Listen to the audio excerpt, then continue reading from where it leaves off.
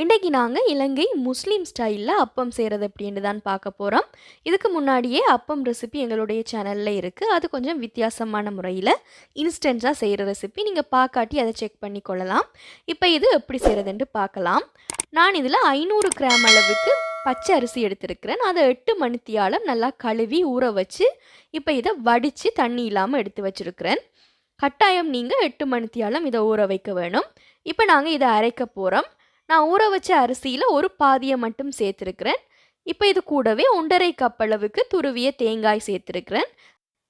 இப்போ இதோட 1/2 கப் அளவுக்கு சோறு சேர்த்துருக்கிறேன். கூடவே 1 டீஸ்பூன் அளவுக்கு உப்பு, 1 டேபிள் ஸ்பூன் அளவுக்கு சீனி சேர்த்துருக்கிறேன்.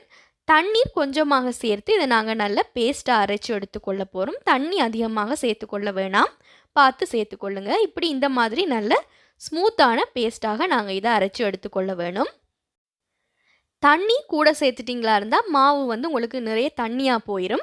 இப்போ நான் அரைத்து எடுத்து அந்த மாவை ஒரு நல்ல பெரிய பாத்திரத்துக்கு மாற்றிக்கொள்கிறேன். இப்போ மிச்சமாக இருக்கிற அந்த அரிசியையும் கொஞ்சமாக தண்ணீர் சேர்த்து நாங்கள் அரைச்சி எடுத்துக்கொள்ளலாம். நான் அரிசி எல்லாத்தையுமே ஒன்றா சேர்த்து அரைக்கல, ஏண்டா அந்த ஜாரில் இடம் போதாதுன்றதால இப்படி 2ஆக பிரித்து நல்லா அரைச்சதுக்கு அப்புறமாக இப்படி கலந்து விட்டு கொள்ளலாம்.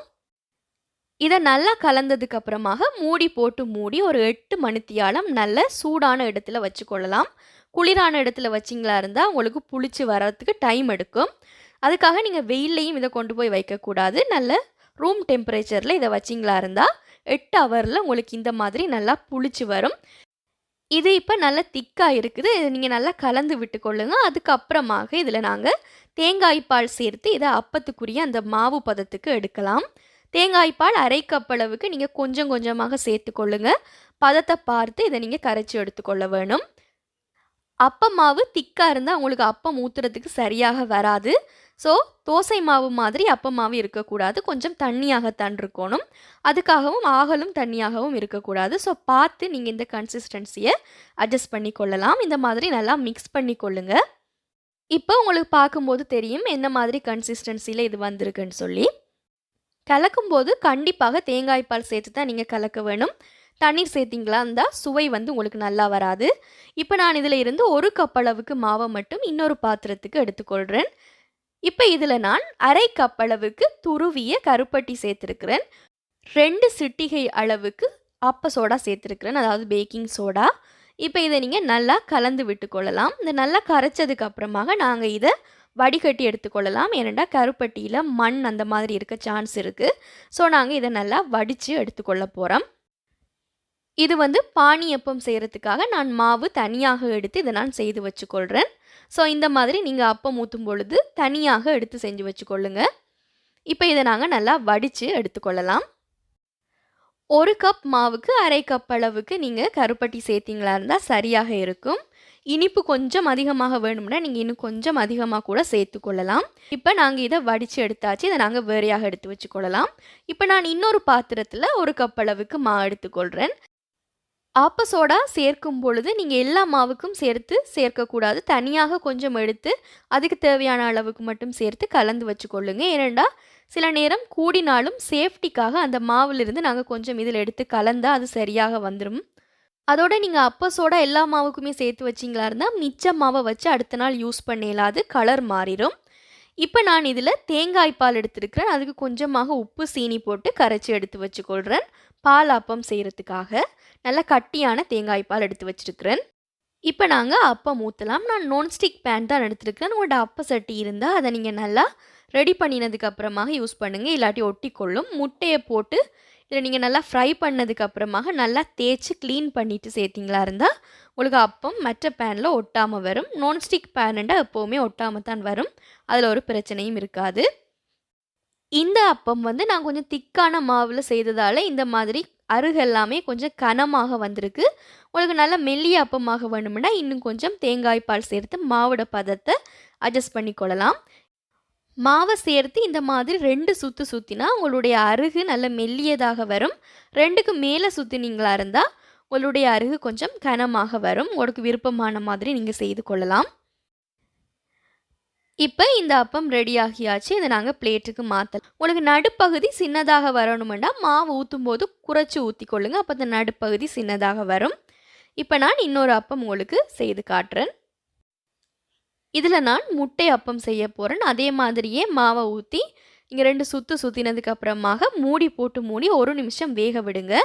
அதுக்கப்புறமாக நாங்கள் இதில் முட்டையை சேர்த்து கொள்ளலாம். முட்டை அப்பத்துக்கு அந்த நடுப்பகுதி கொஞ்சம் குறைவாக இருந்தால் நல்லா இருக்கும். ஸோ மாவை கொஞ்சம் குறைச்சி சேர்த்து கொள்ளுங்க. தேவையான அளவுக்கு உப்பு, மிளகுத்தூள் சேர்த்துருக்கிறேன். இதை நீங்கள் கலைச்சி விட்டு அப்பம் செய்யலாம், இல்லாட்டி இப்படியே மூடி வச்சும் வேக வைக்கலாம். அது உங்களுடைய விருப்பம். இப்போ மூடி போட்டு மூடி ஒரு 3 நிமிஷம் நல்ல லோ ஃப்ளேமில் வேக விடணும். அப்போ தான் முட்டை உங்களுக்கு நல்லா குக் ஆகி வரும். இப்போ நான் இதை பிளேட்டுக்கு மாற்றி வச்சுக்கொள்கிறேன். இப்போ முட்டை அப்பமும் ரெடி ஆகியாச்சு. இதையும் நாங்கள் இன்னொரு பிளேட்டுக்கு மாற்றி எடுத்து வச்சுக்கொள்ளலாம். அடுத்தது நான் பால் அப்பம் எப்படி செய்கிறதுன்னு காட்டுறேன். அதே மாதிரியே மாவை ஊற்றி நாங்கள் 2 சுற்று சுற்றி கொள்ளலாம். அதுக்கப்புறமாக அந்த நடுப்பகுதியில் நல்ல கட்டியான தேங்காய் பால் சேர்த்து கொள்ளலாம். நான் கொஞ்சம் சீனியும் உப்பும் சேர்த்து கரைச்சி வச்சுருக்கிறேன். உங்களுக்கு சீனி சேர்க்க விருப்பம் இல்லாட்டி நீங்கள் அதையும் ஸ்கிப் பண்ணி கொள்ளலாம். இப்போ நான் நல்ல கட்டியான தேங்காய் பால் அந்த நடுப்பகுதிக்கு மாத்திரம் சேர்த்து மூடி போட்டு மூடி ஒரு 4 நிமிஷம் லோ ஃப்ளேமில் குக் பண்ணி எடுக்கலாம். இப்போ பால் அப்பமும் ரெடி ஆகியாச்சு. நான் பால் அப்பத்தை கொஞ்சம் முருக விடாமல் எடுத்துருக்கிறேன். கொஞ்சம் சாஃப்டாக இருந்தால் தான் அது டேஸ்ட்டாக இருக்குமன்றதால உங்களுக்கு முருகலாவன் விட நீங்கள் இன்னும் கொஞ்சம் வேக வச்சு எடுத்துக்கொள்ளலாம். இப்போ பானி அப்பம் எப்படி செய்கிறதுன்னு பார்க்கலாம். பானி அப்பத்துக்கு நான் அந்த கரைச்சி வச்சுருந்த கருப்பட்டி மாவு கலவையை ஊற்றி இப்போ நாங்கள் செய்து கொள்ளலாம். மூடி போட்டு மூடி அதே மாதிரி 4 நிமிஷம் வேக வச்சு எடுக்கலாம். இப்போ நான் 1 நிமிஷத்துக்கு அப்புறமாக நடுவில் கொஞ்சமாக கருப்பட்டி சேர்த்துக்கொள்கிறேன். உங்களுக்கு விருப்பம்னா நீங்கள் இந்த மாதிரி செய்து கொள்ளலாம். கருப்பட்டியை தேங்காய் பூவோட சேர்த்து கலந்து அதையும் நீங்கள் இந்த மாதிரி நடுவில் வைக்கலாம். அந்த டேஸ்ட்டும் நல்லா இருக்கும். இப்போ நான் இதில் கொஞ்சமாக பாலும் சேர்த்துக்கொள்கிறேன். இப்போ 3 நிமிஷம் லோ ஃப்ளேமில் இதை வேக வச்சு எடுக்க போகிறோம். இப்போ கருப்பட்டி அப்பம் எப்படி இருக்குன்னு பார்க்கலாம். நல்லா முருகலாக வந்திருக்கு. இதை நீங்கள் 2ஆக மடித்து பிளேட்டுக்கு மாற்றி எடுத்து வச்சுக்கொள்ளுங்க. பானி அப்பத்தினுடைய அந்த கலரை பார்த்தீங்களா இருந்தால் பர்ஃபெக்டான கோல்டன் ப்ரௌன் கலருக்கு வந்திருக்குது. ஸ்வீட் பிடிக்கிறவங்களுக்கு இந்த அப்பம் ரொம்பவே பிடிக்கும். இந்த மாதிரி நீங்களும் அப்பம் சுலபமாக வீட்டில் செய்து கொள்ளலாம். நான் சொன்ன மெஷர்மெண்ட்ஸ் எல்லாம் சரியாக ஃபாலோ பண்ணி எடுத்தீங்களா இருந்தால் உங்களுக்கு சரியான பதத்தில் மாவு வரும். மாவு பதம் சரியாக இருந்தால் தான் அப்பமும் நல்லா வரும். ஸோ இந்த மெத்தடில் கண்டிப்பாக வீட்டில் ட்ரை பண்ணி பாருங்கள். மிகவும் இலகுவான ஒரு மெத்தட் இது. இதுக்கு முதலே என்னுடைய சேனலில் இன்ஸ்டண்ட்டாக ஈஸ்ட் பயன்படுத்தி அப்பம் எப்படி செய்கிறதுன்றும் இருக்குது. நீங்கள் அது தேவையேண்டா செக் பண்ணி கொள்ளலாம். கஞ்சி காய்ச்சிய அப்பம் அதுவும் நான் எப்படி செய்கிறதுன்ட்டு வீடியோ அப்லோட் பண்ணுறேன். மறக்காமல் நீங்கள் அதையும் செக் பண்ணி பார்க்கலாம். இப்போ எங்களுடைய அப்பம் எல்லாமே சுட சுட ரெடியாகியாச்சு.